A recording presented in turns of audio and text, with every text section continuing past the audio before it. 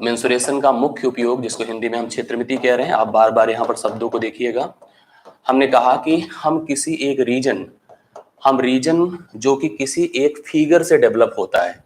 Reason किससे develop होता है? किसी एक फिगर से डेवलप होता है, अर्थात फिगर अर्थ जिसको हम आकृति कहते हैं, आकृति से डेवलप होता है। उस आकृति के अंतर्गत बने रीजन का हम अध्ययन करते हैं, उसी का हम कैलकुलेशन करते हैं। यह हमारे पूरी मेंसुरेशनल सेगमेंट का पार्ट होगा। मूलतः मैं आपको थोड़ा सा यहाँ पे बता दूं कि फिगर की कंडीशन होती है। फिगर को बनाने के लिए ज्यामिति का अध्ययन किया जाता है, ज्योमेट्री को पढ़ा जाता है, और ज्योमेट्री हमने काफी हद तक आपको पब्लिक भी पढ़ाया है, बैचेस में भी पढ़ाया है। तो यहाँ पर भी आपको ऐसा फील नहीं होगा कि हमको नहीं पढ़े हम तो हमको प्रॉब्लम होगी। हम एकदम शुरुआत से इन चीजों को लेके जा रहे हैं तो आपको समस्या नहीं होगी। हम अपने आसपास, हम अपनी सराउंडिंग में हमेशा आकृतियों से ही अटैच्ड होते हैं, आकृतियों से जुड़े होते हैं। आकृतियां हम खुद को फील भी करते हैं। हम जिस लोकेशन में रहते हैं, जिस सराउंडिंग में रहते हैं, जिस वस्तु का उपयोग करते हैं, जहां पे हम स्थित होते हैं, वो सब की सब जनरली आकृतियां ही होती हैं। आकृतियों को अगर हम डिफाइन करें तो मूलतः दो प्रकार की आकृतियां हम लोग यहाँ पर पढ़ेंगे। मैं आपको समझाता हूं। एक आप 2 डायमेंशनल आकृति पढ़ेंगे, दूसरा 3 डायमेंशनल आकृति पढ़ेंगे। 2 डायमेंशनल एक ऐसी आकृति होती है जिसको हम किसी एक सरफेस पर, जैसे बोर्ड है, सरफेस है, इस पर हम प्लॉट करते हैं। अर्थात हम बनाते हैं, जिनकी अपनी एक लंबाई होती है, चौड़ाई होती है, लेकिन इनकी कोई एक ऊंचाई नहीं होती है। इसलिए इन प्रकार की सभी आकृतियों को किसी एक समतल पर प्लॉट किया जाता है, अर्थात बनाया जाता है। जैसे हम एक त्रिभुज बना दें, एक वृत्त बना दें, एक वर्ग बना दें, आयत बना दें, इन तमाम तरह की जो आकृतियां होती हैं, जिनको हम अगर प्लॉट करते हैं, बनाते हैं, तो उनको हम 2 डायमेंशनल आकृतियां कहते हैं। इनका हम क्षेत्रफल निकाल सकते हैं, इनका हम परिमाप निकाल सकते हैं। मैं अभी आपको बताता हूं कि क्या क्या कर सकते हैं। 3 डायमेंशनल आकृतियों को हम कहीं पर रखते हैं, इसको हम क्या करते हैं, कहीं पर रखते हैं। इनकी अपनी एक कैपेसिटी, अर्थात इनकी एक क्षमता होती है। इनके अंदर एक स्पेस होता है, उस स्पेस के अंदर ये बहुत कुछ होल्ड कर सकते हैं, मतलब ये हवा रख सकते हैं।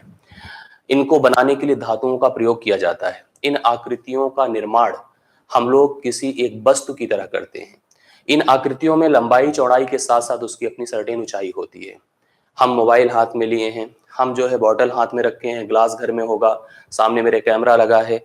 इस तरह की जो भी, जिस रूम में हम रह रहे हैं, या कुछ भी ऐसी चीज जिसको हम कहीं रखते हैं, जिसका हम उपयोग है, जब वस्तु करते हैं, थिंग्स करते हैं, वो हमारी 3 डायमेंशनल आकृति होती है। कुछ मूलतः और बातें मैं आपको स्पष्ट कर दूं। इन हर प्रकार की आकृतियों को बनाने के लिए ज्यामिति के अंतर्गत मैं आपको पढ़ाया हूं, आप जानते होंगे कि 3 चीजों की आवश्यकता होती है। एक तो सबसे पहले पॉइंट, जिनको आप बिंदु कहते हैं। पॉइंट अर्थात 2 बिंदुओं को मिलाने से लाइन बनती है, जिसको आप रेखा कहते हैं। 2 रेखाओं के बीच के झुकाव को हम एंगल कहते हैं, अर्थात उनको हम कोण कहते हैं। मतलब इन 3 चीजों के मिलान से ही किसी आकृति का निर्माण किया जा सकता है। अब ये जो आकृतियां बनती हैं, खास करके हम 2 डायमेंशनल की आज बात करेंगे। आपको थंबनेल पे 2D और 3D दोनों दिख रहा है।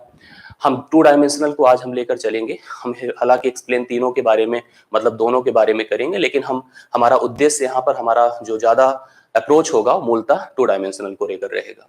ये जो भी आकृतियां आप बनाएंगे, इनको हम 2 तरह से यहाँ पर फिगर आउट कर सकते हैं। मैं आपको बता दूं, एक आकृति बनेगी आपकी ओपन और एक बनेगी क्लोज्ड। मैं दोनों के बीच का वेरिएशन समझा देता हूं। ओपन अर्थात ऐसी आकृति जिसका कोई रीजन डिसाइड नहीं कर सकते, अर्थात उसका कोई क्षेत्रफल हम निश्चित नहीं निकाल सकते हैं। जैसे आप अगर केवल एक लाइन बना दें, एक बिंदु ऐसे प्लॉट कर दें, इस प्रकार से 2 लाइन को मिला दें, इस प्रकार से 3 लाइन को मिला दें, जिनका अपना कोई रीजन निर्धारित ना हो, वह आकृति आपकी ओपन है। जब हम आकृतियों को ऐसा बनाएं कि उनका अपना एक क्षेत्र डिसाइड हो, जैसे इस प्रकार की आकृति बनी, इस प्रकार की आकृति बनी, जिसका हम क्षेत्रफल निर्धारित कर सके, जिसके अंतर्गत हम कुछ चीजों को प्लॉट कर सकें, वो सभी आकृतियां आपकी बंद होती हैं। और हम इन सभी 2 डायमेंशनल आकृतियों की बात आज करने जा रहे हैं। लेकिन मैं आपको जानकारी दे दूं कि हम मेंसुरेशन के अंतर्गत क्या क्या करेंगे, इसको ध्यान में रखने की और समझने की आवश्यकता है।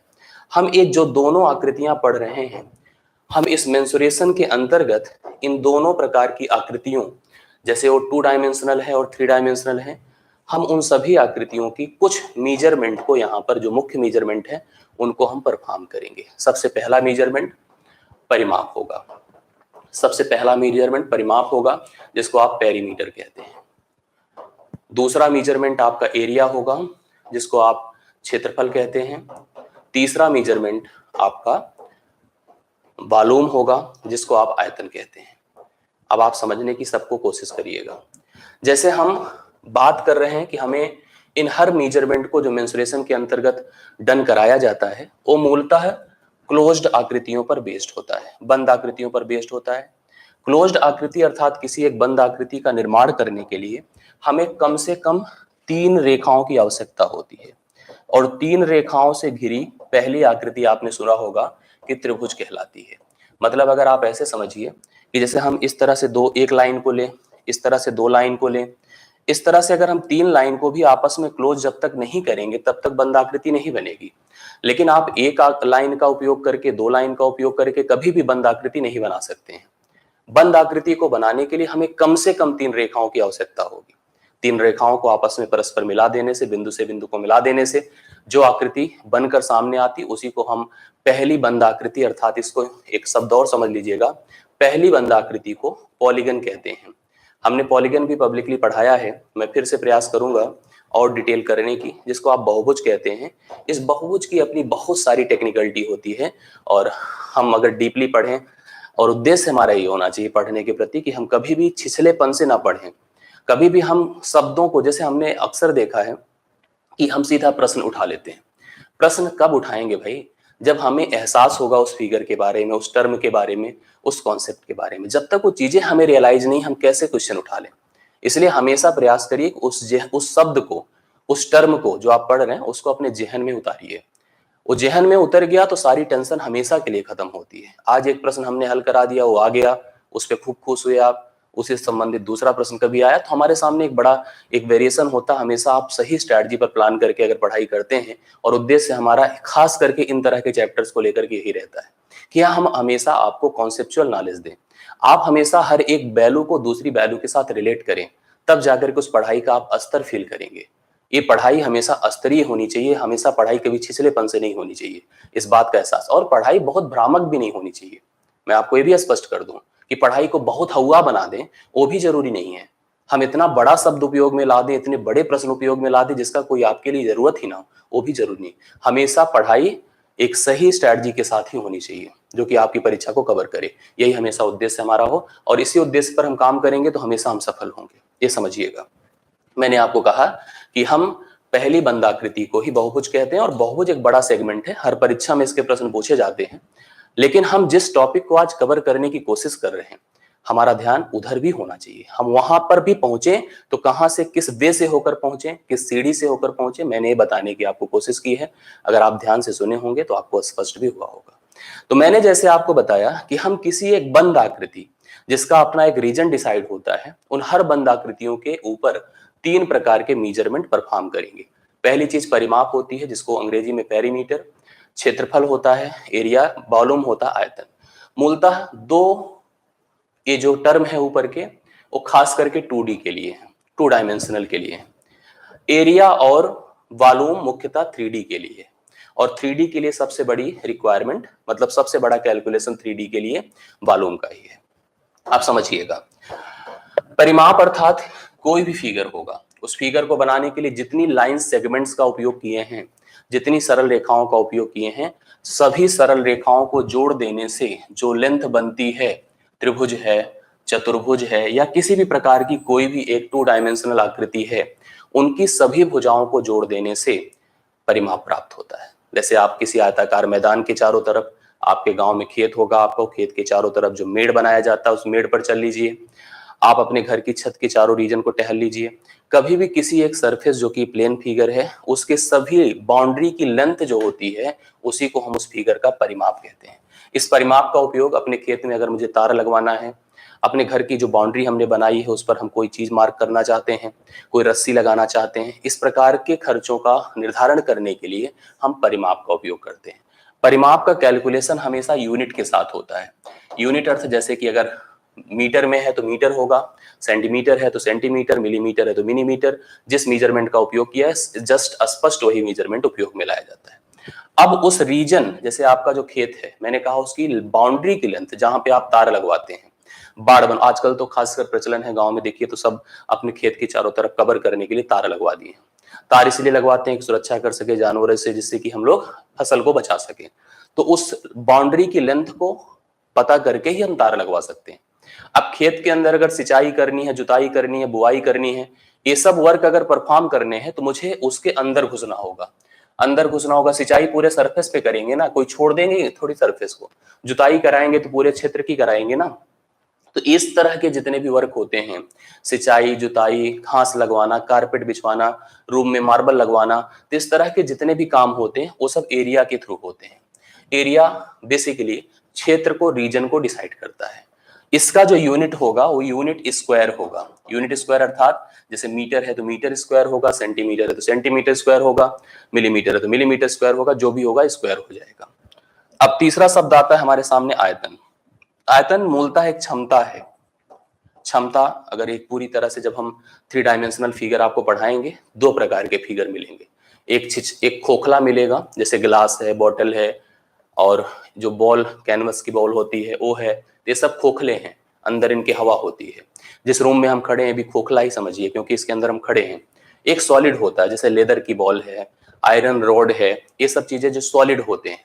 तो सॉलिड में धातुएं कितनी लगी है, या खोखले में कितनी हवा है, इस चीज का, या ग्लास में कितना पानी आ सकता है, बॉटल में कितना पानी आ सकता है, ये जो क्षमता होती है ये आयतन से निर्धारित की जाती है। तो हम लोग यहाँ पर जो अगला टर्म होगा हमारे सामने वो होगी क्षमता। वो क्षमता आयतन होगी। और आयतन हर फिगर का अलग अलग पढ़ने की आवश्यकता नहीं है। जैसे कोई हमसे पूछे कि अलग अलग फिगर आपने सुना होगा, घनाभ होता है, घन होता है, बेलन होता है, शंकु होता है, गोला होता है, इस तरह के प्रिज्म होता है, पिरामिड होता है, इस तरह के अलग अलग फिगर होते हैं। हमें हर फिगर के आयतन को लर्न करने की आवश्यकता नहीं है। हमें केवल आयतन पढ़ने के लिए कहा जाता है कि आधार का क्षेत्रफल, जिस आधार पे उस धातु या उस वस्तु का निर्माण किया गया, जैसे जिस कमरे का आधार छत, फर्श होगी, ऐसे ही अगर त्रिभुजाकार हो, वर्गाकार हो, वृत्ताकार हो, आयताकार हो, जैसा भी हो, फर्श जो है मतलब जो आधार है, बेस है, इसे क्रॉस सेक्शन भी कहते हैं। इस फर्श का क्षेत्रफल गुणे ऊंचाई, फर्श से छत के बीच की लंबवत दूरी, अगर हम इसको कर देते हैं तो हम लोग यहाँ पर किसी भी फिगर का आयतन निकाल सकते हैं, किसी भी वस्तु का आयतन निकाल सकते हैं, कितनी धातु लगी उसकी मात्रा निकाल सकते हैं।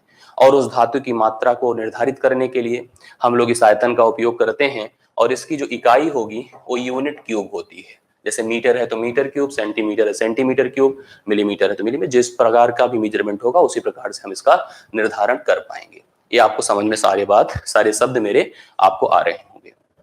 अब हम लोग समझ गए हैं कि हमें 2 प्रकार की आकृतियां मिलेंगी, एक 2D मिलेगी, दूसरी 3D मिलेगी।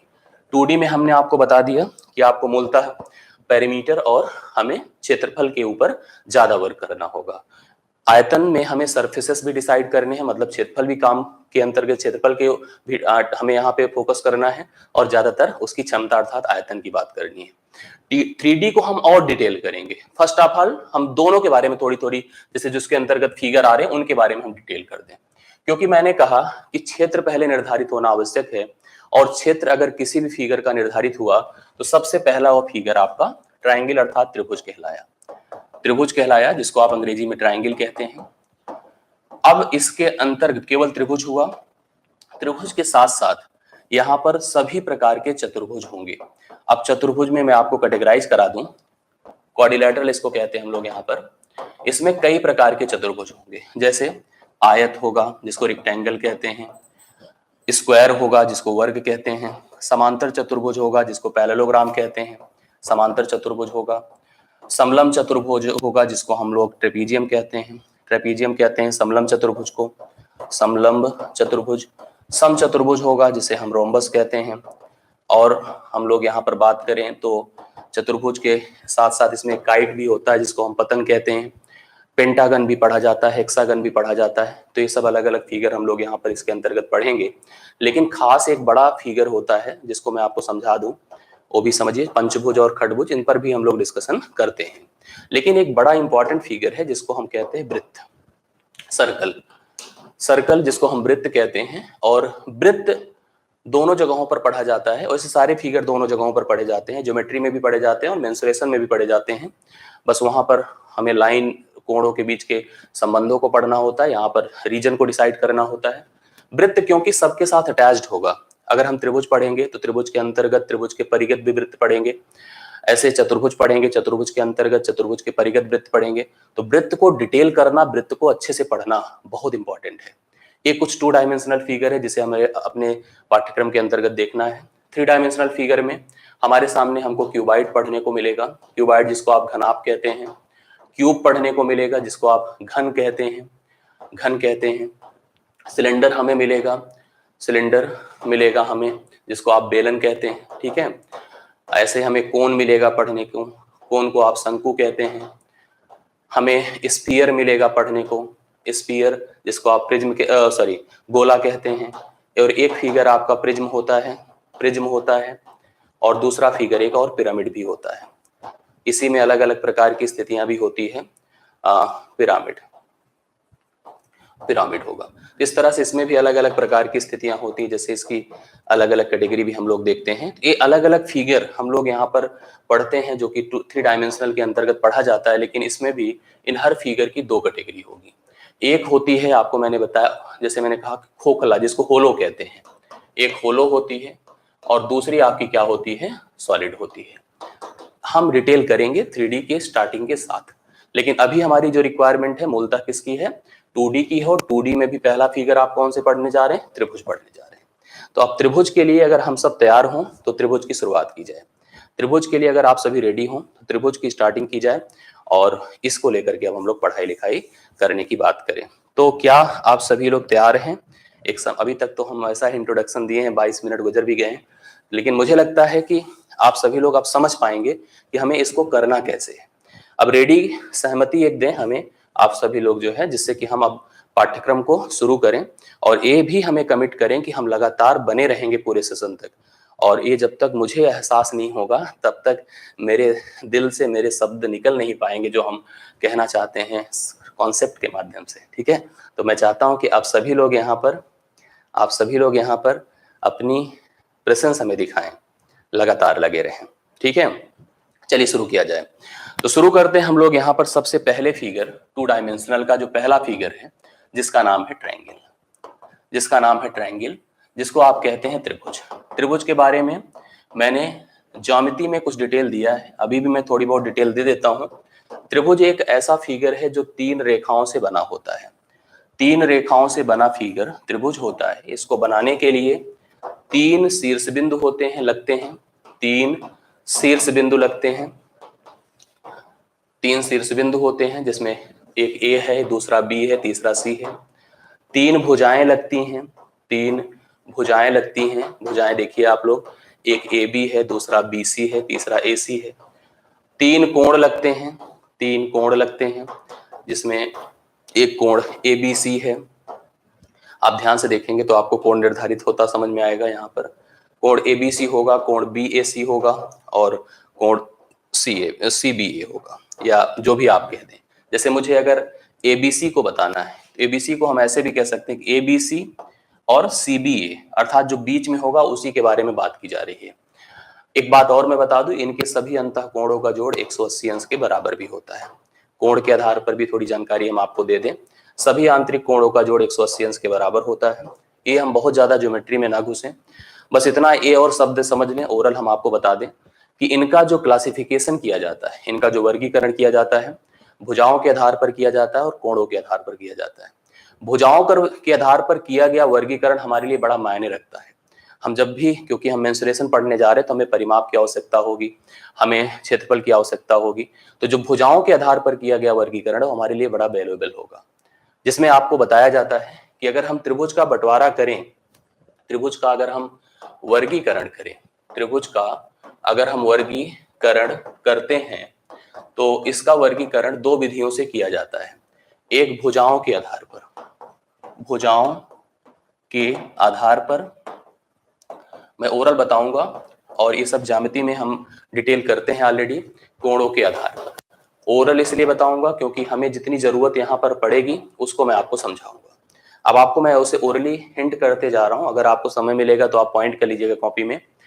भुजाओं के आधार पर हम कहेंगे तो त्रिभुज 3 प्रकार से कैटेगराइज किए जाते हैं। एक होता है विषम बाहु, जब किसी त्रिभुज की सभी भुजाएं असमान हो, अलग अलग हो, तो उसे हम विषम बाहु कहते हैं।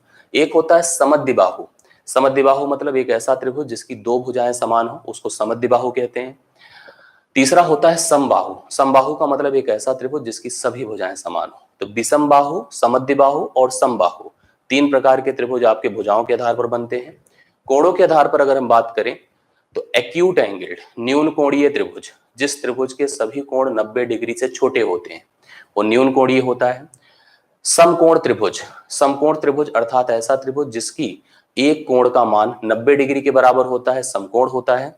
वह पाइथागोरस के नियम को भी फॉलो करता है। मैं अभी हिंट कर दूंगा। तीसरा अधिक कोण त्रिभुज, जिसमें एक कोण 90 डिग्री से बड़ा होता है, वो अधिक कोण होता है। मैंने इसको ज्योमेट्री में डिटेल किया है, जो पढ़ने वाले हैं जानते हैं। हम लोग अब यहाँ पर बात करते हैं एक त्रिभुज की जो कुछ इस प्रकार से है। ये देखिए ध्यान से, ABC एक त्रिभुज है। इस त्रिभुज के सबसे पहले हम बात करेंगे इसके परिमाप की, क्योंकि मैंने आपको बताया है कि परिमाप चाहे जिस प्रकार का त्रिभुज हो, जिस प्रकार का भी फिगर है, उसकी सभी भुजाओं का योग होगा। सभी भुजाओं का योग होगा, सभी भुजाओं का योग होगा। अर्थात इसका परिमाप अगर हम सोचें, अगर हम इनकी भुजाएं A, B और C लेकर चल रहे हैं तो इसका परिमाप मूलतः A + B + C हो जाएगा। अर्थात सभी भुजाओं को हम जोड़ देंगे तो हमें इस त्रिभुज का परिमाप मिलता हुआ नजर आएगा। आप परिमाप समझ गए हैं। दूसरा शब्द होता है इसका एरिया। अब हम बात करेंगे क्षेत्रफल की, लेकिन क्षेत्रफल हम अलग अलग स्थितियों में पढ़ेंगे। जो क्षेत्रफल पढ़ेंगे, हमको पता है कि जब हम इस फिगर के अंदर जाएंगे, अंदर जाके हम कोई काम करवाएंगे, स्टिकर लगवाएंगे, मार्बल लगवाएंगे, ईंट बिछवाएंगे, सुचाई करेंगे, जुताई करेंगे, बुआई करेंगे, तो हम क्षेत्रफल को कवर करेंगे। अब हम उसी क्षेत्रफल को पढ़ने चल रहे हैं। ये क्षेत्रफल हम अलग अलग प्रकार के त्रिभुजों की स्थिति से समझेंगे। सबसे पहला त्रिभुज जिसका हम क्षेत्रफल निकालने जा रहे हैं, जब त्रिभुज की सभी भुजाएं ज्ञात हो, सभी भुजाएं ज्ञात हो और मूलतः सब अलग अलग हों। जब त्रिभुज की सभी भुजाएं ज्ञात हों और मूलतः अलग अलग हों, जैसे ये त्रिभुज है और इस त्रिभुज का नाम अगर ABC आप कह रहे हैं, इनकी भुजाएं अगर A, B और C हैं, तो हम यहाँ पर इस त्रिभुज का एरिया फाइंड करने जाएंगे। तो एरिया को हम यहाँ पर एक फार्मूला है जिसको कहते हैं हीरोन्स फार्मूला। हीरोन्स फार्मूला जो मूल फार्मूला होता है इसका, उसके आधार पर इसका क्षेत्रफल हम लोग निकालते हैं। इसका एरिया हो जाता है √ S, S - A, S - B और S - C। S - A, S - B और S - C। अब अगर हम यस की बात करें, क्योंकि देखिए ABC तो आपको दिख रहा है, बात अगर यस की करें तो यस होता है अर्ध परिमाप। परिमाप क्या होगा बताएं? A + B + C, अर्ध करना है तो आधा कर देना है। तो यस का मान A + B + C/2 होता है, मतलब परिमाप का आधा होता है। तो हीरोन्स फार्मूला सबसे मुख्य फार्मूला है और सबसे बहुउपयोगी फार्मूला है। इससे ज्यादा उपयोग किसी फार्मूले का नहीं होगा और यह फार्मूला ही सबको डिसाइड करता है, सबको डेवलप करता है। तो आप लोग इस फार्मूले पर फुल कमांड रखिए और याद रखिए इस फार्मूले को, √ S × S - A, S - B, S - C, this is the Heron's formula. हमको याद रखना पड़ेगा इसको। और यस की वैल्यू A + B + C। आपको मैं बताऊं, अधीनस्थ परीक्षाओं की बात खास करके कर रहा हूं, बहुत सारे ऐसे प्रश्न होते हैं जो न्यूमेरिकल नहीं पूछते हैं। आप ध्यान से देखिएगा, पेपर तो समझ में आएगा, वो सीधा फार्मूला ही पूछे हैं। इसलिए आपको फार्मूलों पर भी वर्क करना है। यहाँ पर हम अर्थमेटिक नहीं पढ़ रहे हैं, इस बात को ध्यान में रखने की आवश्यकता है। तो इसको समझिएगा, यस का मान A + B + C/2 हो जाता है। अब एग्जाम्पल के तौर पर जैसे मान लीजिए मेरे पास एक छोटा सा त्रिभुज है, ध्यान से समझिएगा आप सभी लोग। एक छोटा सा मेरे पास ऐसे देखिए, इसी त्रिभुज की ही बात कर रहे हैं। ये त्रिभुज है जिसकी भुजाएं परस्पर हमने ले लिया। हमने कहा कि 10 है, 12 है और 20 है। 10, 12, 22, 10, या हम दूसरा कुछ ले लेते हैं, एक सेकंड।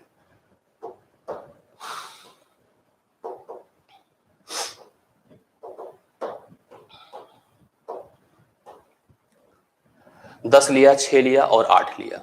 मान लीजिए हमने अलग अलग भुजाएं ली। हालांकि इसको हम एक समकोण त्रिभुज की संज्ञा दे सकते हैं नाम में, लेकिन अगर हम इसका क्षेत्रफल इनके बिहाफ पे करना चाहें तो आप जानते हैं कि यहाँ पर जो फार्मूला अप्लाई किया गया है ए के लिए, वो है √ S × S - A, S - B, S - C। Yes का मान अगर हम इनसे निकालें तो 10, 6, 16, 8, 24, 10 + 6 + 8 / 2 होता है। 10, 6, 16, 8, 24 / 2 करेंगे तो 12 होगा। रूल में अगर हम चलें तो सबसे पहले लिखें 12, 12 में से अगर हम 10 ये माइनस करें चले इसके हिसाब से तो 6 होगा, 8 माइनस कर दें तो 4 होगा और 10 माइनस कर दें 2 होगा। अब आप देखिए इनका हम चाहे गुणा कर दें चाहे इनके फैक्टर बना दें, 2 दूना 4 गुणे 3 12, 2 गुणे 3 6 होता है, 2 दूना 4 होता है और 2 होता है। हम वर्गमूल निकालने के लिए 2 2 के जोड़े बनाएंगे, तो जोड़े देखिए इसका एक बन रहा है, इसका एक बन रहा है, इसका एक बन रहा है, इसका एक बन रहा है, तो 2 दूना 4 दूना 8 त्रिक 24 सेंटीमीटर स्क्वायर यहाँ पर इसका क्षेत्रफल हो गया। 24 सेंटीमीटर स्क्वायर इसका क्षेत्रफल हो गया। हम लोग ऐसे सोच सकते हैं इस तरह की स्थितियों को। तो मेरे ख्याल से ये हीरोन्स फार्मूले का एक उपयोग है जो आप समझ सकते हैं। परिमाप की अगर बात करता तो हम कहते 10 6 16 8 24 सेंटीमीटर इसका क्या हो जाता, परिमाप हो जाता। अब अगर मान लीजिए हमें तार लगवाना होता, कुछ मीटर की दर से, कुछ रुपए प्रति मीटर की दर से अगर तार लगवाने का खर्च आ रहा होता तो उस दर को हम इससे गुणा कर देते तो हमें पूरा खर्च पता चल जाता। जुताई का रेट अगर पता करना होता जो कि मान लो 200 रुपए प्रति मीटर स्क्वायर की दर से है तो 24 गुणे 200 कर देते और हमें इसका जुताई का खर्च पता चल जाता। इससे हम लोग यहाँ पर सोच सकते हैं। ये हीरोन्स फार्मूला था। अब दूसरी स्थिति, जब त्रिभुज एक समकोण त्रिभुज है, मतलब मैं अब बात करने जा रहा हूं मूल एक समकोण त्रिभुज के लिए। समकोण त्रिभुज के लिए मतलब एक ऐसा त्रिभुज जिसमें समकोण की स्थिति आपको दी गई है। समकोण त्रिभुज का अर्थ यही नहीं है कि उसके दो भुजाओं के बीच 90 डिग्री का ही कोण लगा हो। ये देखिए जैसे ये त्रिभुज हम मूलतः मानकर चलते हैं कि समकोण है, ये समकोण हम मानकर चलते हैं क्योंकि इनके दो भुजाओं के बीच 90 डिग्री का कोण बनाया गया है परस्पर। इस समय जो नियम होता है वो एरिया के लिए होता है 1/2 गुणे आधार गुणे ऊंचाई। अब आधार मतलब जो समकोण बनाने वाली भुजाएं होती हैं, क्योंकि सबसे बड़ी भुजा तो इसकी कर्ण होती है, लेकिन समकोण बनाने वाली भुजाएं दो हैं, एक इसको बी कह रहे हैं दूसरे को एच कह रहे हैं। तो 1/2 गुणे आधार गुणे जो ऊंचाई होगा यही आपकी समकोण बनाने वाली दो भुजाओं को परस्पर गुणा करके उनका आधा करते हैं तो हमें समकोण त्रिभुज का क्षेत्रफल पता चलता है। समकोण त्रिभुज में पाइथागोरस का नियम भी काम करता है। आप जानते हैं कि हम सबसे बड़ी भुजा जिसको कर्ण कहते हैं, कर्ण का वर्ग शेष दोनों भुजाओं के वर्गों के योग के बराबर होता है। ये बात भी हमको दिमाग में रखना चाहिए। अगर मान लीजिए हम कह दें कि यहाँ पर पाइथागोरियन ट्रिपलेट काम कर रहा है तो लिख सकते हैं AC का वर्ग बराबर AB का वर्ग प्लस BC का वर्ग। इतना दिमाग में रखकर चलिएगा। कभी भी त्रिभुज, जैसे अभी जो हम लोगों ने एग्जाम्पल के तौर पर त्रिभुज लिया था जिसमें आपने देखा था कि कौन कौन सी भुजाएं थी, 6 8 10 थी, तो आपकी जानकारी के लिए मैं बता दूं वह त्रिभुज एक समकोण त्रिभुज ही बन रहा था। 6 8 10 पाइथागोरस के नियम को फॉलो करेंगे। 6 का वर्ग कर दीजिए 36 होगा, 8 का कर दीजिए 64 होगा, 10 का कर दीजिए 100 होगा। इन दोनों को जोड़ दीजिए, देखिए इसी 100 के बराबर है। तो पाइथागोरस के नियम को ये लोग फॉलो कर रहे हैं। तो यह पाइथागोरियन ट्रिपलेट फ्रेम कर रहा है। यहाँ पर हम जो फार्मूला हीरोन्स के थ्रू करे थे वहीं पर हम इस फार्मूले का भी उपयोग करके एरिया निकाल सकते हैं। जैसे देखिए कैसे, अभी आपने वहां पे हल किया था तो एरिया 24 आया था। इस फार्मूले का उपयोग करिए, एरिया बराबर 1/2 गुणे आधार मतलब 8 गुणे 6 कर दीजिए, 2 3 6 करिए, 8 गुणे 3 कर दीजिए, 24 सेंटीमीटर स्क्वायर हो गया। ये देखिए क्षेत्रफल यहाँ से भी निकल सामने आ रहा है। तो क्षेत्रफल तो वही निकलेगा, फिगर वही है, तरीके अलग अलग है, बात अलग चीज है। एक बात और समझिए, जरूरी नहीं कि हम ऐसे ही त्रिभुजों को ही हम समकोण त्रिभुज कहें। ध्यान से देखिएगा मेरी बात को, ऐसे ही त्रिभुजों को समकोण त्रिभुज कहें हम यहीं पर फार्मूला लगाएं, नहीं। मान लीजिए एक त्रिभुज ऐसा है, ध्यान से देखना, हम कह रहे हैं कि इसका ये आधार है, ये त्रिभुज है, आप देख पा रहे हैं यहाँ पर त्रिभुज ABC जिसका नाम है। त्रिभुज ABC में कोई भी एक भुजा को हम आधार मान सकते हैं। हमने सपोज करिए इसको, हमने कहा चलो इसका आधार है। इस भुजा BC के विपरीत बिंदु से इस भुजा की जो दूरी है वह ऊंचाई मानी जाएगी h। अब सोचो त्रिभुज के तीनों भुजाओं के अंतर्गत 90 डिग्री का कोण नहीं था, लेकिन फिर भी हमने देखा कि एक शीर्ष बिंदु से विपरीत भुजा पर डाली गई एक लंब की लंबाई थी जो उस शीर्ष बिंदु से इस भुजा की दूरी है या ऊंचाई है। हम इस समय भी यहाँ पर इस फार्मूले का उपयोग कर सकते हैं, 1/2 गुणे आधार गुणे ऊंचाई, मतलब हम यहाँ पर BC गुणे h का उपयोग करके हम एरिया निकाल सकते हैं। याद रखिएगा इस बात को। अब मान लीजिए हमें यहाँ पर, मेरी बात समझना, अगर आप कह दें कि नहीं हमको यह बेस पता है, मान लीजिए मुझे AC पता है और AC की उसके शीर्ष बिंदु से दूरी दी गई हो, हम इस समय इस आधार को इस ऊंचाई का भी उपयोग करके एरिया निकाल सकते हैं। हम इसको अगर आधार मान लें और इस शीर्ष बिंदु से इसकी दूरी ले लें तब भी हम इस आधार को लेकर, इस ऊंचाई को लेकर के भी एरिया निकाल सकते हैं। ये हमारी जानकारी का पार्ट होना चाहिए, हमें ये बातें समझ में आनी चाहिए, तभी हम इस पर अच्छा कर पाएंगे। मेरी बात को आप समझ रहे होंगे कि हम लोग आधार का मतलब उसकी एक भुजा, कोई भी उसके शीर्ष बिंदु से उस भुजा की जो दूरी है वो उन दोनों के बीच की एक लंबाई है, ऊंचाई कहला रही है, हम उसका उपयोग कर सकते हैं। जैसे मैं आपको दिखाऊं एग्जाम्पल के तौर पर, मान लीजिए त्रिभुज है, ध्यान से देखना, ये त्रिभुज है जिसका नाम सपोज करिए एबीसी है, जिसका नाम क्या है, एबीसी है। अब हम कह रहे हैं कि बीसी भुजा मान लीजिए 10 सेंटीमीटर है, यहां से यहां की जो दूरी है सपोज करिए 5 सेंटीमीटर है। अब अगर हमें क्षेत्रफल करना है, एरिया निकालना है, एरिया आपका हो जाएगा 1/2 गुणे 10 गुणे 5, मतलब 2 पंचे 10, 5 पचे 25, 25 सेंटीमीटर स्क्वायर। ये आप समझ गए, 25 सेंटीमीटर यहां पर, हाँ 25 सेंटीमीटर स्क्वायर यहां पर एरिया आपने देखा कि निकल कर सामने आया। क्या कोई प्रॉब्लम है, किसी को कंफ्यूजन है, मुझे बताएं। कोई डाउट? हाँ चलिए क्लियर, ध्यान से देखते जाइएगा, समझते जाइएगा। एक बात यहीं पर मैं और स्पष्ट कर रहा हूं, उसको समझिए। अगर मान लीजिए हमसे कहा जाए कि हमको एसी दिया गया है, इस समय एसी की लेंथ हमको दिया गया सपोज करिए 6 सेंटीमीटर, एसी दिया गया है 6 सेंटीमीटर।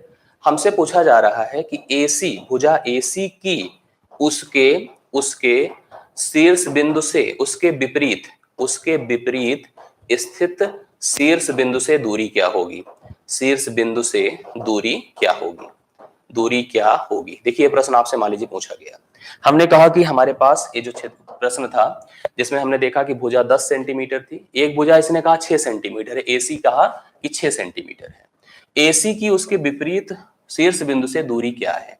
हम लोग यहाँ पर इसको यश मानकर निकालना चाहते हैं, तो मैं लिखूंगा एरिया क्या होता है, 1/2 गुणे आधार गुणे ऊंचाई। मैंने कहा एरिया तो हम निकाल चुके हैं जो कि 25 आया है, 1/2 गुणे आधार हमारा आपकी बार क्या है 6 है, ऊंचाई ही यहाँ पे b से इसकी दूरी होगी, जो कि मान लीजिए अगर हमने लिखा h है तो h होगा, 25 दूना 50 होगा, तो 50/6 होगा, जो कि 2 3 6 25 होगा, 25/3 3 8 24, 8 सही 1/3 सेंटीमीटर यहाँ पर ऊंचाई हो जाएगी, 8 सही 1/3 सेंटीमीटर यहाँ पर ऊंचाई हो जाएगी, जो आप लोग समझ गए होंगे मेरे ख्याल से। आप ध्यान से देखिएगा, लगभग 8 होगी, पूरी तरह से 8 नहीं होगी। कैसे, पूरी बात समझिएगा। एरिया 25 आ चुकी है, देखिएगा, बराबर 1/2 गुणे आधार हमने बताया 6 है, ऊंचाई हमको नहीं पता थी, 2 3 6 कर दीजिए, 3 से डिवाइड कर दीजिए, 3 8 24, 8 सही 1/3 आपका सेंटीमीटर ये ऊंचाई हो जाएगी, अर्थात इस शीर्ष बिंदु से इसके विपरीत भुजा की दूरी हो जाएगी। तो ऐसे प्रश्न हमसे पूछे जा सकते हैं। 25/3 सेंटीमीटर, आपको संभवतः यह बात मेरी समझ में आई है कैसे निकाला गया। तो हमने देखा 2 प्रकार के त्रिभुज, एक तो उस त्रिभुज की बात की है जिस त्रिभुज में तीनों भुजाएं दी गई हैं और लगभग सब अननोन भुजाएं हैं, लगभग सब डिफरेंट भुजाएं हैं, तो वहां पे हीरोन्स फार्मूला कारगर होता है, उसका उपयोग करते हैं। दूसरा मैंने समकोण त्रिभुज की बात की, समकोण त्रिभुज 1/2 गुणे आधार गुणे ऊंचाई पर बेस्ड होता है, वो भी संभवतः आपने समझा। तीसरी स्थिति समबाहु त्रिभुज की बात हम करेंगे। समबाहु त्रिभुज के लिए, समबाहु त्रिभुज के लिए एरिया हम निकालते हैं, ध्यान से देखिएगा। हम अब एक ऐसे त्रिभुज की बात कर रहे हैं जिस त्रिभुज की सभी भुजाएं समान हो, जिस त्रिभुज की सभी भुजाएं, मान लीजिए त्रिभुज आपका एबीसी है, सभी भुजाएं इसकी ए है, सभी भुजाएं क्या है, ए है। अब यहां पर अगर हमें सभी समान भुजाओं के किसी एक त्रिभुज अर्थात समबाहु त्रिभुज का क्षेत्रफल निकालना है, तो हम उसको कैसे डन कर पाएंगे। इसमें भी हीरोन्स फार्मूले को अप्लाई कराया जा सकता है, आप हीरोन्स फार्मूला लगा दीजिए, देखिए बन जाएगा। लेकिन हम, अच्छा ये प्रश्न मैं आपको बताऊं, किसी समबाहु त्रिभुज का क्षेत्रफल क्या होगा जब भुजा ए सेंटीमीटर है, ऐसे ही प्रश्न पूछा गया है परीक्षाओं में। मतलब यहां जरूरी नहीं कि न्यूमेरिकल ही पूछा जाएगा, हमें फार्मूला रखना है दिमाग में। इस बात को आप एडजस्ट कर लीजिए, अपने आप को इससे रिलेट कर लीजिए। हम एरिया निकालेंगे तो एरिया होगा इसका सीधा सीधा फार्मूला, अदरवाइज आप अगर वेरीफाई करना चाहते हो तो आप हीरोन्स फार्मूला लगा लो, वेरीफाइड हो जाएगा। इसका फार्मूला होता है √3/4 ए स्क्वायर, ए मतलब समान भुजा, ए आपको किसी भी एक समबाहु त्रिभुज का क्षेत्रफल निकालने का फार्मूला होता है। √3/4 ए स्क्वायर, ए मतलब समान भुजा का वर्ग, ए हो जाता है यहाँ पर समबाहु त्रिभुज का क्षेत्रफल। एक और बात यहाँ पर समझिएगा आप सभी लोग, ठीक है। हम किसी शीर्ष बिंदु से किसी विपरीत भुजा पर अगर हम एक लेंथ डालें, तो जो हम से यहाँ पर ज्योमेट्री में पढ़े उनको मैंने बताया था कि प्रत्येक शीर्ष बिंदु से विपरीत भुजाओं की जो दूरियां हैं वो समान होती हैं, अर्थात इस समय ऊंचाई यहाँ पर समान मानी जाएगी। अब ऊंचाई अगर समान है तो उस ऊंचाई का भी एक फार्मूला होता है। समबाहु त्रिभुज के प्रत्येक शीर्ष बिंदु से विपरीत भुजा पर डाली गई लंब की लंबाई या ऊंचाई, या हम कह सकते हैं समबाहु त्रिभुज की ऊंचाई √3/2 इंटू ए होता है। इसको भी आपको दिमाग में रख लेना है। कोई समबाहु त्रिभुज के ये दो मूल फार्मूलों को आप पढ़ सकते हैं। क्या है? बहुत अच्छा है, सही है, पढ़ते भी रहिए, ये भी जरूरी है। कमेंट तो चलिए ठीक है, आप उत्साहवर्धन मेरा भी कर रहे हैं और खुद का भी कर रहे हैं, लेकिन पढ़ाई भी करिएगा, पढ़ने लिखने के प्रति अपनी जो है कंसंट्रेशन ब्रेक मत करिएगा, कि बहुत महत्वपूर्ण सेगमेंट है, बहुत महत्वपूर्ण बात है। मैं आप सभी के इस प्यार के लिए बहुत ही शुक्रगुजार हूँ, बहुत ही धन्यवाद देता हूँ। और आपका ये जो स्नेह है अपार मुझे दिखता है, और ये यही नहीं, केवल यही नहीं दिखता है, क्लास में भी दिखता है और हमेशा दिखता है। उसके लिए मैं आप सभी को धन्यवाद देता हूँ। बहुत खुशी की अनुभूति होती है जब आप इस तरह से बिहेव करते हैं, वास्तव में किसको नहीं होगी। इतने लोग अगर आपको चाहते हो तो वास्तव में उस खुशी का जो अनुभव है हम लोग उसको फील कर सकते हैं। चलिए हम लोग इस पर भी एक एग्जांपल छोटा सा कर लें। जैसे देखिए, मान लीजिए मैंने कहा एक त्रिभुज है, ये देखिए ध्यान से, ये त्रिभुज है, समबाहु है, इसकी प्रत्येक भुजाएं हमने कहा 6 सेंटीमीटर है, प्रत्येक भुजाएं 6 सेंटीमीटर है। इसका क्षेत्रफल हम चाहे निकालने के लिए तो क्षेत्रफल हो जाएगा √3/4 ए स्क्वायर, मतलब 6 × 6 होगा 36, और 4 9 बार 36 होता है, आपको पता है। तो इसको लिख सकते हैं 9√3 सेंटीमीटर स्क्वायर। 2 दूना 4 मतलब 3 तिया 9 हो जाएगा, और 9√2 सेंटीमीटर, 9√3 सेंटीमीटर यहाँ पर स्क्वायर इसका एरिया हो जाएगा। प्रत्येक शीर्ष बिंदु से विपरीत भुजा की जो दूरी अर्थात ऊंचाई जो होगी वो √3/2 इंटू ए मतलब 6 होगा, तो 2 तिया 6 अर्थात 3√3 लिख सकते हैं, 3√3 सेंटीमीटर लिख सकते हैं अगर भुजाएं सेंटीमीटर में दी गई हैं तो मतलब एरिया निकाला जा सकता है, और हम प्रत्येक शीर्ष बिंदु से उसकी विपरीत भुजा की ऊंचाई अर्थात दूरी निकाल सकते हैं। तो ये दो चीजें हैं, और इस पर आप लोग अमल करिए, इसको लेके आगे बढ़िए। तीसरी स्थिति में, तीसरी क्या चौथी स्थिति होगी संभवतः, चौथी स्थिति पर बात करने जा रहे हैं, और थोड़ा सा फोकस्ड यहाँ पे रहिए सभी लोग, भ्रमित मत होइए। और मैं एक बात आप लोगों से कहूंगा, मैं इसकी रिक्वेस्ट भी करूंगा कि हमेशा, जैसे मैं इस क्लास को कंटिन्यू लेना चाहता हूँ, कंटिन्यू लेने का मतलब लगातार प्रतिदिन में आना चाहता हूँ, लेकिन इसके लिए आप लोग की तन्मयता की जरूरत है, आपके सपोर्ट की जरूरत है। मैं आप सबसे कहूंगा कि आप प्रतिदिन अधिक से अधिक संख्या में लाइव रहिए, अपने दोस्तों तक भी ये बातें पहुंचाइए, उन तक को भी जोड़िए सभी को। और अगर आपको सेशन अच्छा लगे तो आप लाइक भी करिए, अच्छे कमेंट वीडियो के नीचे भी करिए, ये मैं आप सभी से चाहता हूँ। अभी तो ठीक है, लेकिन वीडियो के नीचे, मतलब हम इस बात के लिए हम आपसे रिक्वेस्ट भी करेंगे, और ये चाहते हैं कि हम लोग जानते हैं कि अगर हम अच्छा करते हैं तो आप लोग अप्रिशिएट करते हैं, तो आप अधिक से अधिक संख्या में लोग को जोड़ेंगे, जिसका बेनिफिट मुझे भी मिलेगा और आपको भी मिलेगा। ये बात के लिए निश्चिंत रहिएगा, मुझे भरोसा है कि आप ऐसा करेंगे। ज्यादा संख्या में रहेंगे, एक उत्साहवर्धन हमें भी होता है और आपको भी होता है, ठीक है। चलिए हम अगले फिगर की बात करेंगे, जिसको कहेंगे समद्विबाहु त्रिभुज। समद्विबाहु त्रिभुज अर्थात ऐसा त्रिभुज जिसकी दो भुजाएं समान हो। जब देखिए ध्यान से, जब त्रिभुज की दो भुजाएं समान हो, दो भुजाएं समान हो, जिसको आप क्या कह सकते हैं, समद्विबाहु त्रिभुज। समद्विबाहु त्रिभुज के लिए, समद्विबाहु त्रिभुज के लिए हम बात करने जा रहे हैं। समद्विबाहु त्रिभुज बेसिकली एक ऐसा त्रिभुज है जिसकी दो भुजाएं समान होती हैं। एक जैसे त्रिभुज है, मान लीजिए इसको हम ABC कह रहे हैं, यहाँ पर A है, A भी A है, दो भुजाएं देखिए मैंने इसकी समान कर दी। तीसरी भुजा एक आपके सामने अपोजिट है जिसको हम B कह रहे हैं। इसमें भी दो प्रकार की स्थितियां बनेगी, एक समद्विबाहु समकोण भी बनेगा, समद्विबाहु समकोण भी बनेगा। समद्विबाहु समकोण देखिए कैसे बनेगा, मतलब जो समान भुजाएं हैं उनके बीच का कोण आपको 90 डिग्री समझ में आएगा। ये देखिए A, B और C, ए मान लीजिए B, समान भुजाओं के बीच 90 डिग्री का कोण भी नजर आएगा। फार्मूला अगर हम एरिया के लिए कहेंगे, देखिए ध्यान से, एरिया क्या होगा, एरिया यहां पर भी हीरोन्स फार्मूले से निकाला जा सकता है। हीरोन्स फार्मूले का उपयोग करके हम लोग इस समय भी एरिया को निकाल सकते हैं, लेकिन हम अगर उसी को डायरेक्ट आपको बता दें, आप चाहें तो लगा दीजिएगा Heron's formula √S × S - S - B S, हम डेराइव करना चाहें तो कर सकते हैं, लेकिन डेरिवेशन करने की हमें कोई खास आवश्यकता नहीं नजर आ रही, इसलिए हम नहीं करेंगे। हम सीधा सीधा फार्मूला लिख रहे हैं, हम लिखेंगे एरिया B/4 √4A² - B², ये फार्मूला होता है। बी मतलब आप देख रहे हैं जो कि ए वाली भुजा है। 4a² - b², ये अगर हम सेट करेंगे तो हमें एरिया प्राप्त होगा। हमें कोई भी, अगर एक बात समझिए, इसका हमें अगर पेरीमीटर परिमाप निकालना हो तो हम a + a 2a कर देंगे प्लस b करेंगे, तो हमें इसका परिमाप भी नजर आएगा। कोई समद्विबाहु समकोण त्रिभुज अगर दिया हो, जैसे कि आपको इस तरह से दिया है, आप इस फार्मूले की बजाय सीधा सीधा 1/2 गुणे आधार गुणे ऊंचाई वाला फार्मूला अप्लाई कर सकते हैं। वहां से सीधा सीधा आप एरिया निकाल सकते हैं, क्योंकि ये समकोण हो ही गया। ये दोनों भुजाएं आपकी बराबर दी गई हैं, एक को आधार कह लीजिए, एक को ऊंचाई कह लीजिए, इससे कोई मतलब ही नहीं है। आप सीधा सीधा फार्मूला, आप सीधे सीधे क्षेत्रफल को कैलकुलेट कर सकते हैं। यह बातें संभवतः आपको समझ में आई होगी, आपको स्पष्ट हुई होगी, और मुझे पूरा भरोसा है कि इतना कुछ आपने क्लियर किया होगा। त्रिभुज अभी उपयोग में और लाया जाएगा। जब वृत्त को पढ़ा जाएगा तो वृत्त के अंदर त्रिभुज रखा जाएगा, वृत्त के बाहर त्रिभुज रखा जाएगा। उस समय भी बहुत उपयोग में कई सारी और बातें हमको समझ में आएगी, लेकिन जो बेसिक चीजें हैं इनको आपने आज की क्लास में कंसीडर किया।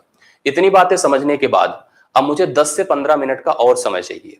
ठीक है, 10 से 15 मिनट का और समय चाहिए, जिसमें मैं कुछ प्रश्न हैं जो इनसे रिलेट करेंगे उनको मैं आपको हल करवा दूं और यह सेशन खत्म हो जाए।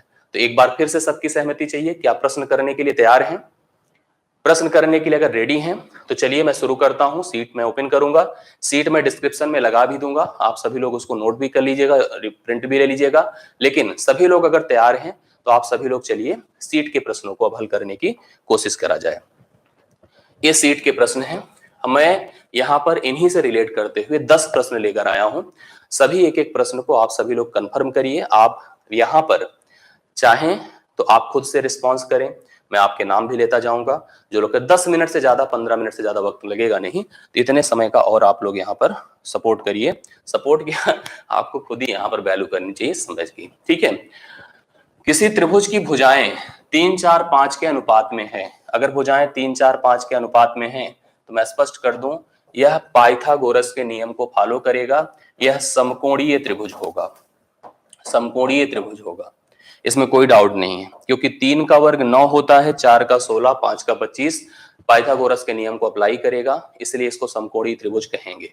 फिलहाल त्रिभुज की भुजाएं 3, 4, 5 के अनुपात में है, परिमाप 12 है। परिमाप क्या होता है आपको पता है, भुजाओं का योग। सभी भुजाओं का जो योग होता है वही परिमाप होता है। तो आप यहाँ पर जानते हैं कि सभी भुजाएं हमें अनुपातिक टर्म में दी गई हैं। सभी अनुपाती पदों का जोड़ इसके समतुल्य कर दिया जाएगा। सबसे छोटी भुजा निकालनी है तो उसको हम कैलकुलेट कर लेंगे। 4, 3, 7, 5 12 होता है। अब 12 सीधे सीधे 12 के बराबर है, तो सबसे छोटी भुजा 3 किसके बराबर होगा, 3 के। 3 सेंटीमीटर जो सी ऑप्शन में दिया गया हो, इस प्रश्न का हल होगा। ओरल सा प्रश्न है, सीधा सीधा हल कर सकते हैं, देख करके बताने की स्थिति आपके सामने है। अगला क्वेश्चन आपके सामने आएगा, दूसरा, देखिए ध्यान से और प्लीज बताइए सभी लोग इसका हल क्या होगा। समबाहु त्रिभुज की प्रत्येक भुजा, देखिए एक समबाहु त्रिभुज है और इसकी प्रत्येक भुजा 5 सेंटीमीटर है। समबाहु त्रिभुज की प्रत्येक भुजा 5 सेंटीमीटर है। इसका हमसे परिमाप तथा क्षेत्रफल पूछा गया है। परिमाप तो आप जानते हैं कि सभी भुजाओं को जोड़ देंगे तो 5 गुणे 3 कर दीजिए, तो परिमाप तो 15 हो गया। अब 15 इसमें एक ही ऑप्शन दिख रहा है, बस केवल क्षेत्रफल को और वेरीफाई करिए। आपका पहला खत्म है, तीसरा खत्म है, चौथा खत्म है। अब बच रहा है केवल बी ऑप्शन। बी में एरिया को और देख लीजिए, √3/4 a² मतलब 5 का वर्ग 25 होगा। आंसर हो जाना चाहिए 25 √3/4। देखिए है, बिल्कुल है। तो बी ऑप्शन इस प्रश्न का करेक्ट हल है और आपको भी समझ में सबको आया होगा। देखिए लगातार आप सभी का रिस्पांस भी आ रहा है। बी ऑप्शन आप सभी निर्धारित करके चल रहे हैं। बी ऑप्शन करेक्ट हल है 15 सेंटीमीटर और 25 √3/4 सेंटीमीटर। चलिए तीसरा प्रश्न देखिएगा, आपके सामने है। ये है, एक समकोण त्रिभुज में एक दूसरे के लंबवत भुजाएं, एक समकोण त्रिभुज है, एक दूसरे के लंबवत भुजाएं 15 सेंटीमीटर तथा 8 सेंटीमीटर है। लंबवत आप समझ गए होंगे, वह भुजाएं जो समकोण बना रही हैं। ये त्रिभुज है समकोण, एक दूसरे की लंबवत भुजाएं जो एक दूसरे के साथ समकोण बनाती हैं, एक 8 है, दूसरी 15 है। हमसे इसका परिमाप पूछा गया है। परिमाप आपको पता है, सभी भुजाओं का योग होता है। भुजाओं का योग होता है। दो भुजाएं ऑलरेडी हैं, तीसरी भुजा निकालने के लिए हम लोग पाइथागोरस के नियम को फॉलो करेंगे। पाइथागोरस का नियम अगर लगाना है तो इन दोनों भुजाओं का वर्ग कर दीजिए और उनको जोड़ करके वर्गमूल निकाल दीजिए। 15 का वर्ग 225, इसका 64 अगर जोड़ दिया तो 289 होगा, जिसका वर्गमूल 17 होता है, अर्थात यह कर्ण आपका 17 हो जाएगा। 17 हो गया, प्रत्येक को जोड़िए, 17 8 25, ध्यान से देखिएगा, 17 + 8 + 15, 17 8 25 15 40 सेंटीमीटर। बी ऑप्शन ही इस प्रश्न का भी हल होगा, जो कि इस त्रिभुज का परिमाप माना जाएगा। त्रिभुज का परिमाप आपके सामने है, जो कि 40 सेंटीमीटर है। करेक्ट आंसर है बी ऑप्शन। तीसरे प्रश्न का हल हुआ। चौथा प्रश्न आपके सामने होगा, आप सभी लोग देखिए और बताइए मुझे इस प्रश्न का सही आंसर क्या हो जाना चाहिए। ध्यान से देखिए, एक त्रिभुज है कि भुजाओं की माप 3 4 और 5 सेंटीमीटर है। मैंने इस पर अभी डिस्कस किया आप लोगों से।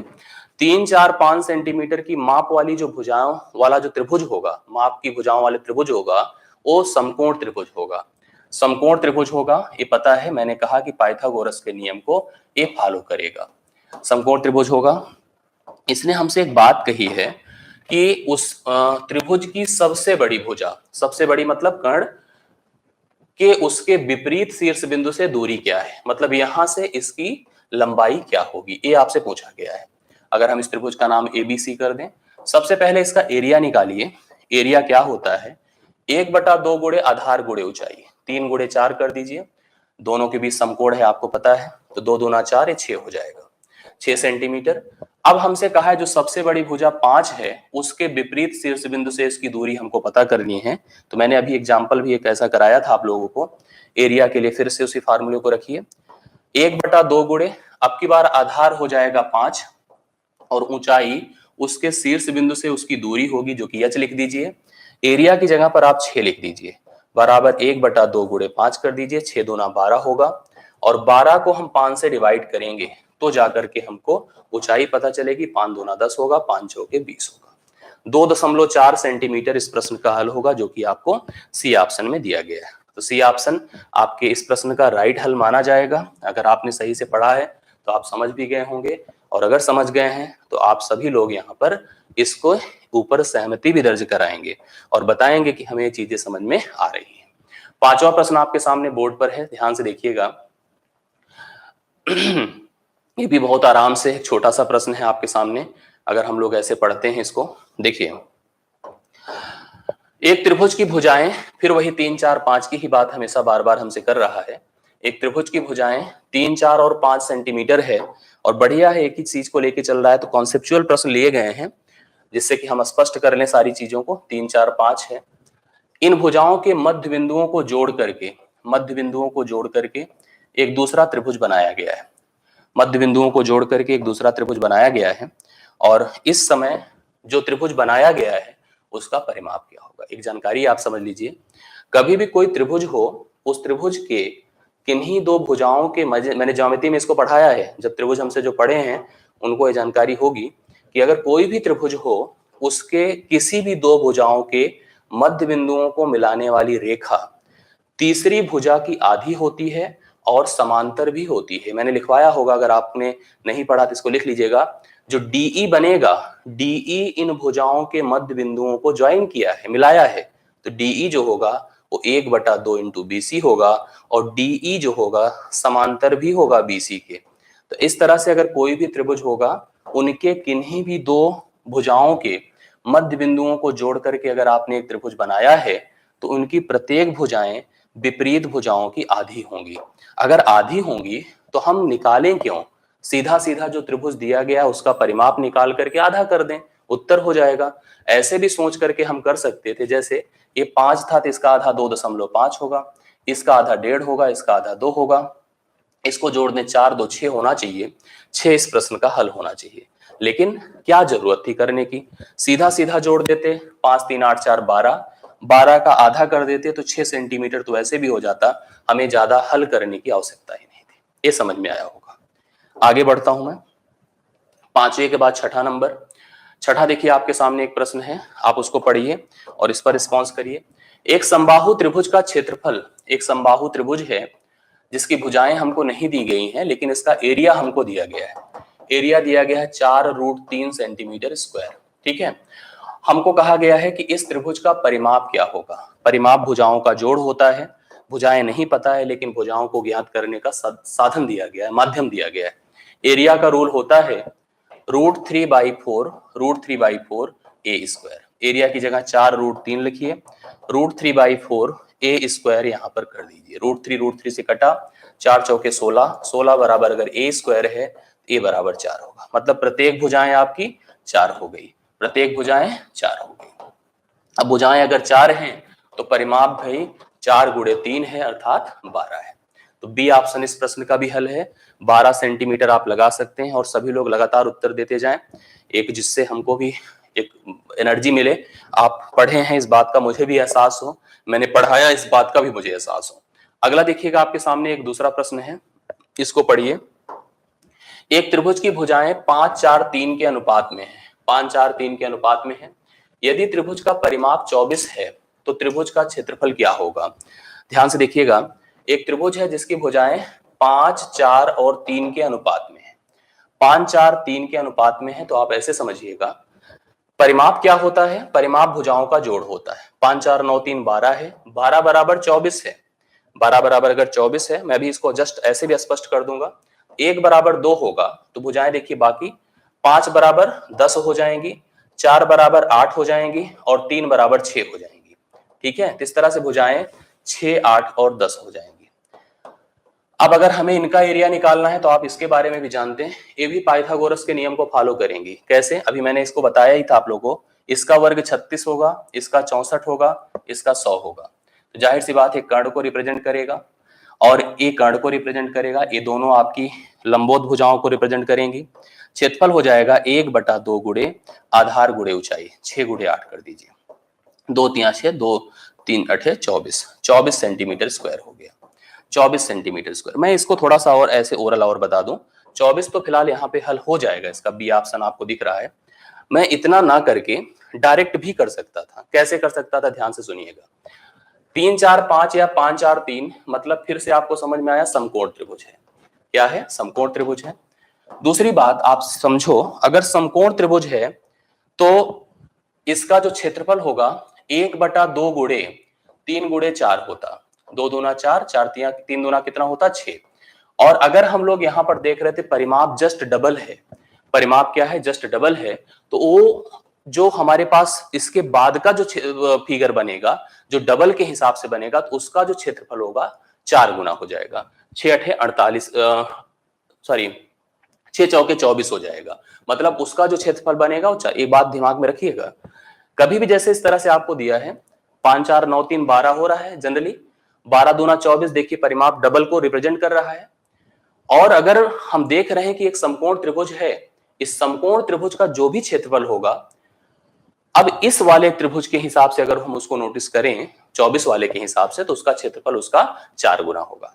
तो आपने देखा 6 चौके 24, 24 सेंटीमीटर इस प्रश्न का सही हल आपके सामने है। ऐसे भी आप कर सकते हैं, इसमें भी कोई ऐसा इशू आपके सामने बड़ा नहीं है, आराम से आप बता सकते हैं 24 सेंटीमीटर इस प्रश्न का स्क्वायर हल हो जाएगा, जो बी ऑप्शन में दिया गया था। अगला क्वेश्चन देखिए, एक बहुत अच्छा प्रश्न आपके सामने बोर्ड पर है, इसको ध्यान से देखिएगा और खुद से करने की कोशिश करिएगा।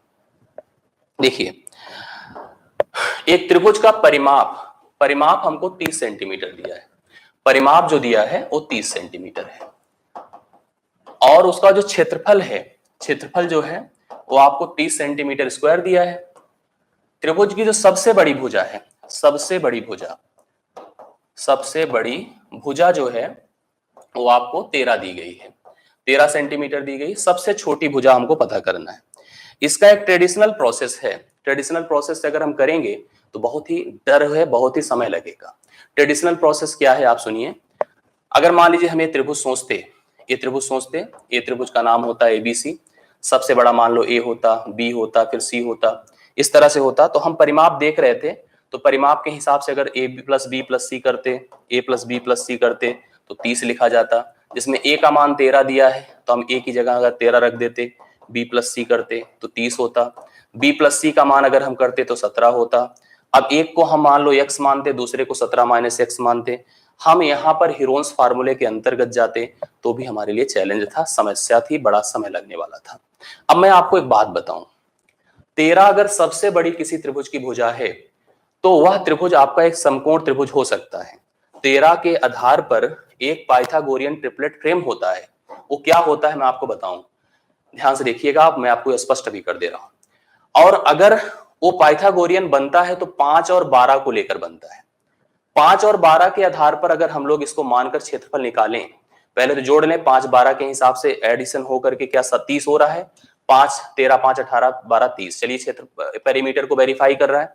एरिया की बात किया गया तो एरिया 1/2 गुणे 12 गुणे आप 5 कर दीजिए, 2 छंग 12 5 छंग 30 होता है।